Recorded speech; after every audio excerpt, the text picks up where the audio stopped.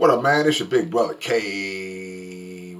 and I gotta give y'all some uplifting motivation real quick. Man, sometimes we know when we really, really, really good at something, and we really, really great at something. Sometimes we know. Other times we don't know. Sometimes we kind of just doing it, and we ain't really sure what level we on till we kind of match ourselves up against others that are great, and we kind of say, okay, I'm right there, whatever. But other times we don't have a clue. But the problem is that people on the outside of us, they do know. They looking at you. They seeing like, ooh, he gonna be a monster. She gonna be a monster. It's gonna be like, uh-oh. And with the crap that they got going on in their heart, the envy and the hate that they have going on in their heart, they will either never give you props or credit at the bare minimum, won't even give you credit, won't even give you words of encouragement to say, hey, you got a chance, you could do this or do that. Or if they are in positions to block you, mainly because they may do the same thing you do, then they may block you to prevent you from being to getting to certain levels, because a lot of people's biggest concern, and it doesn't matter if you are already big and successful, some people's greatest concern is this delusion that they have in their mind that if I help somebody else, they're going to pass me and I'm not going to be nothing anymore. Now, a person may pass you. Yeah, somebody may come along and pass you, but if they was gonna pass you, they was gonna do it anyway.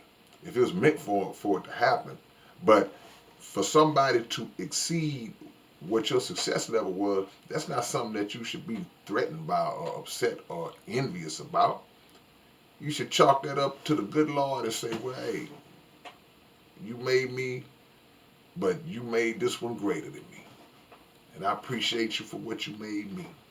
And now I'm going to kick back and watch this one be great, but still pushing to be great as well.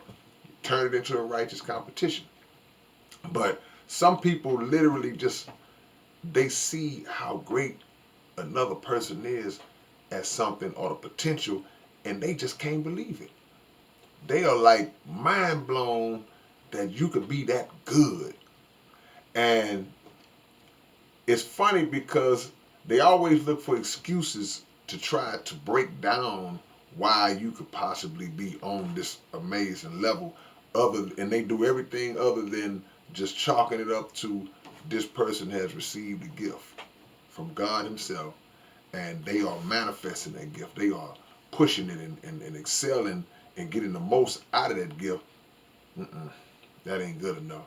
I was tripping because I saw basketball player Donovan Mitchell, and about 2 weeks ago, he scored 71 points in the game. 71 points in the game. And if you know anything about basketball, you know that the all-time record in basketball is 100 points scored by Wilt Chamberlain. And the average score in a regular basketball game, a team is going to score 105, 107 points. You know, on a good day, you might score 120, 130. But for the most part, you're going to average around at 100 to 110.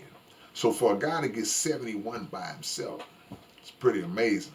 And it's only been done just a few times throughout history, right, by different players. So as soon as he scores the 71, the NBA decides to drug test him. They decide to do a random drug test, right? So fast forward, you see John Morant doing some of the incredible things that he does on the basketball court. And he put up a post that said he got drug tested like 6 times throughout this season, and got drug tested again when he did this amazing dunk that y'all need to go look up and just see how amazing it was. Why is it so hard to just believe that we're great? Why is it so hard to just believe that we are capable of doing things that you can't do? So it's like it's got to be some kind of rhyme or reason behind it, and got to be something to it that's making these guys be able to perform like this. Can't be natural. So let's drug test them.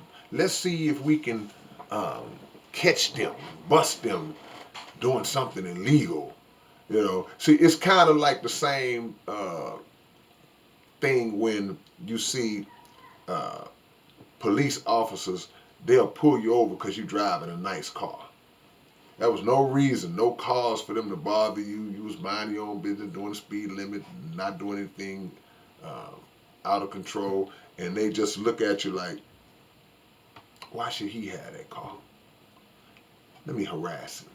It's kind of the same thing. People just can't accept your greatness in certain situations. Now, the end game to all this is to understand that, hey, if they can't accept how great you are and how blessed you are, that's not your problem.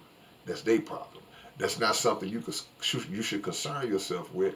Um, it's really something that should give you two things: an extra motivation to keep being greater, to keep making it matter, and it should give you some comedy. It should give you a good laugh. Because if I know that somebody is just annoyed at my very presence and annoyed at my success that I worked to get, you mad because I was blessed with the gift, then I worked the gift to get to a level that has you envious of me. It's sad, but it's funny at the same time. So that's not my problem. It's not your problem. You continue to keep being. I'm not going to harness myself, and you shouldn't hold yourself back to try to appease somebody who's insecure or hateful of what you've done. Keep that in mind as you move forward. That's their problem, not yours. But there are people who just can't fathom in their mind that you could be as amazing as you are. All right, man, it's your big brother K-Rino. Y'all like, comment, subscribe. Go subscribe to my podcast channel, the Underground Dialogue Podcast, and I'll hit y'all with another one real soon. Peace.